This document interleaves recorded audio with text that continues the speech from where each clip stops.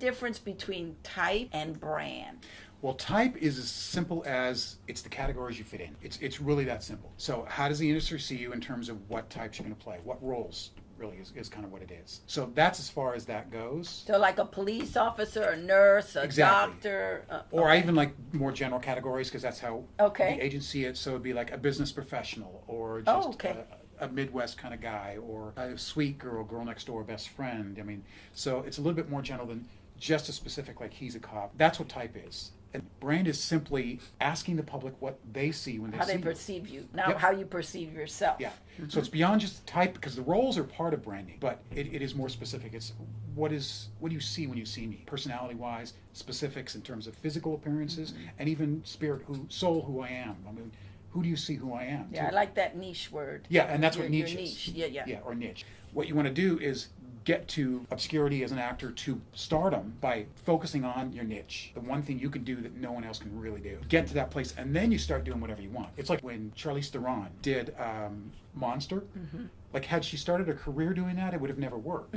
But she played that sexy girl next door with a little bit of an edge over and over and over and over and over, and finally she got well known. And then she's got, good, now I can do Monster, and won an Academy Award. And find yourself, and I think that's important for actors. It's like you may start off one place, but then as you find yourself and you develop and you know what your special sauce is, then you can create that niche. Well, it's interesting because a handful of people just get it. They just understand, and it's that whole be yourself thing. They just go, well, I am myself, and I don't care what people think, so I'm going to be myself. There's something to be said about that just does work. It's like Helen Mirren's never had acting classes in her life. She got into the Royal Shakespeare Company, which you would think would require tremendous technique, just by going and going, well, this is what I do. There is a certain amount of business that you in order to proceed, unless you're going to get your publicist and a team on board to do that for you, you need to be the CEO of your own career. Even if you have that kind of team behind you, you still have to know everything. Absolutely. One, because people don't care about you as much as you care about you. No one cares about my career as much as I do. I need to be responsible. I get 90% of the commission. My agent gets 10. So I should be doing 90% of the work. And I believe that I can make my agent's job and thus my job a lot easier by promoting, marketing, making sure that my relationships with casting people, directors, producers, other actors is intact and good. It's real important for me to divorce the art from the business. So I see it as me growing as an artist, because if I don't have fun and I don't feel like an artist and everything feels like it's this job branding, then it's not fun for me. So now I'm just finding out who I am as an older person. Now, when I'm done with the movie, I call up the director and I say, hey, thank you for this was a great experience. If you need me to do anything, I'm in. I have this much social media. I just got this big movie come out. I can help you with this. I have a publicist. I have an assistant. This is what I'm doing. What do you need me to do? I'm there for you. And I make sure they know. Or if it's a bigger movie, I call the publicist on the film and say, this is who I am. And if you need me, I'm there. And I just keep showing up. Something that till this day I tell to my fellow actors is something she say to all of us, but of course I take it like if she was telling me, you have to take responsibility for your money. And expecting that your art is going to finance the rest of your life could be a little unrealistic. And when she started putting the numbers in that board and was showing us what it meant for somebody who had, let's say, 7 guest stars, which is a dream for any actor in a year, and how that would not cover the cost of living in LA, I think that all of us were like, this is real. We do have to figure something else out, And it's I admire so many of my friends who are able to live off their acting, and I really, really love the fact that some people are able to do that. And I think that a lot of us aspire to eventually get to that point. But while that happens, I am completely okay now, today, with the fact that I have to have a job. And a job that might have nothing to do with it, but still gives you some sort of passion, fire, excitement, because you don't want to be caught in a miserable job either. When you become a serious regular, because they pay you a lot of money, you have to set up a corporation. Okay. That's what it is. That's all it is. Because if not, the government takes half of your salary, and then you're making your monies as an actor, and then you're done. But because you're earning this quantity of money per episode, they tell you, you know what? This is what you have to do. Then that is corporation money. So that corporation then pays me a salary. So let's talk craft. What did you learn from Lee Strasberg? And what did you learn from Stella? And what did you learn from Clifford? Overall, it's all the same thing I learned. Oh, okay. Yeah, it's all the same. I learned, several things that are key. One is listen. Listen to what the other person is saying. The most important tool an actor has in his arsenal. Because it's all living in your ears, it's all happening there. Your reaction is going to happen if you're actually listening, being present to the circumstance that you are in, whatever it may be. Right. So those three things overall. And I guess the key thing in acting is relax.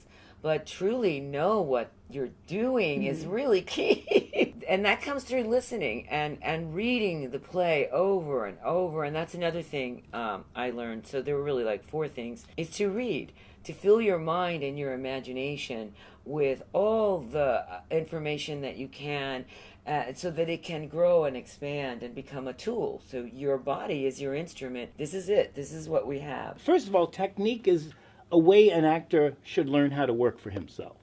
But the best technique is the technique you can't see. It has to be invisible. What is text analysis? Well, the writer writes a script, and then the actor gets the script, and then the actor has to figure out what the heck the writer wrote. And then we have to break it down into beats, and we have to figure out what we want. And it's a problem that actors have, because actors want to act, they want to be emotional, they want to do all of this stuff, but sometimes they're not servicing the material.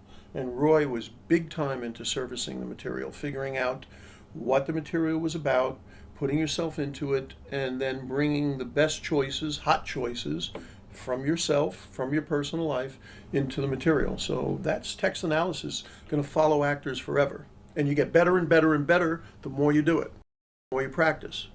So what's a hot choice? Like when you say hot choices. Well, if I'm supposed to find somebody that I hate in a scene, so I find somebody in my life that has caused me problems, it could be from 10 years ago.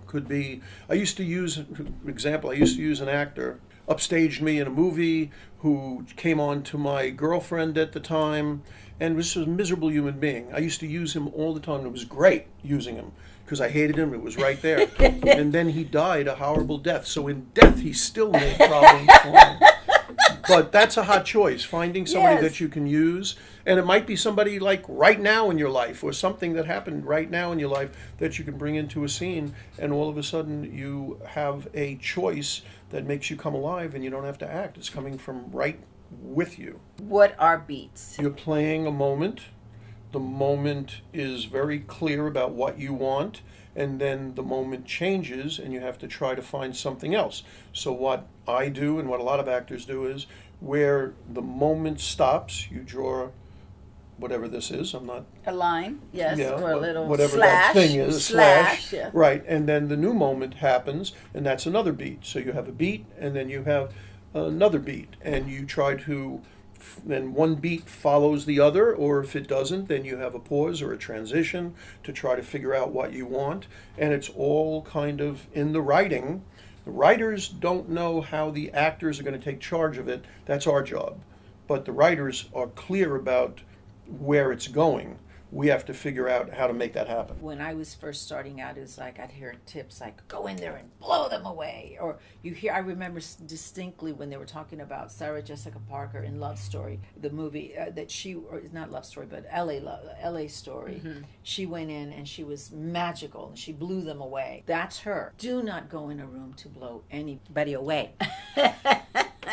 No blowing, no matter what. Because then the focus is not about the character's journey. It's about you trying to impress. And you will impress some people and you will not impress others. And we are humans. We can suss it out. Right. And I think the blowing away is a result of you coming in, being of service, and really honoring the character and the script and the people who you're reading for. How can I be of service to you? Exactly. What do you need? need, which is really important that you say that. And I appreciate that you said that, because we come in going, I need, please book me. I got to pay my rent. I got to whatever. But it is us that we're storytellers. We're here to serve the story. And you must believe that every single person in that room wants you to do well, because they want a good product. Every audition also is a life lesson about yourself, how you approach yourself, how you think about yourself. You know, you can't be too big for your britches, but you also have to honor and know that you have worth. And when people, Your boundaries. You gotta know your boundaries. and when people say to me, and this is important for all you young up and coming, when people say, how do you handle rejection? I go, I'm not rejected. It's not rejection, it's selection, which is a big difference. They're not rejecting me, they're just not selecting me.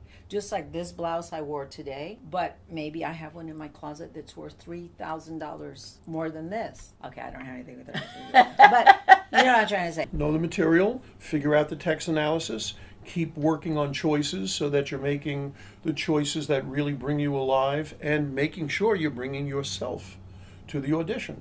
You're sitting out there with 10 cookie cutter people in your category looking just like you. Not exactly just like you, nobody looks exactly like you, but you're trying to bring your special persona to the reading. That's the only way we get cast. So if we know who we are and we can figure out what is going on in the scene, and we're off book and we're ready, nerves are going to be there. I'm not saying you're not going to be nervous, but the stakes in the scene take the nerves out, because if you're nervous, the character's nervous.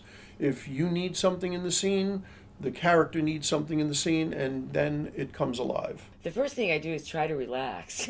And the second thing I do is read and read and read the script. Don't say the lines out loud till you have read those sides at least a dozen times. Because when you're reading, you are finding more and more possibilities for choices and maybe what that story is all about. There is no scene that you're going to audition for or that you're going to do that starts at the beginning and finishes at the end. Every scene starts in the middle and ends somewhere where it's going to go someplace else. You know, the whole story does not happen in one scene. You read it until things come, and all of a sudden something comes that you don't see on the page. It happened to me the other day when I was doing a self-tape audition for a part in a movie, and I thought, this is, I don't know what this is. It's just dialogue about what I'm doing. It doesn't, and then I realized, oh my God, this guy's teaching. So, the other thing that which makes me crazy with actors, they do all the homework, they do all the work, okay. They get to the audition, they surrender their power, they don't own the room, and they start asking questions.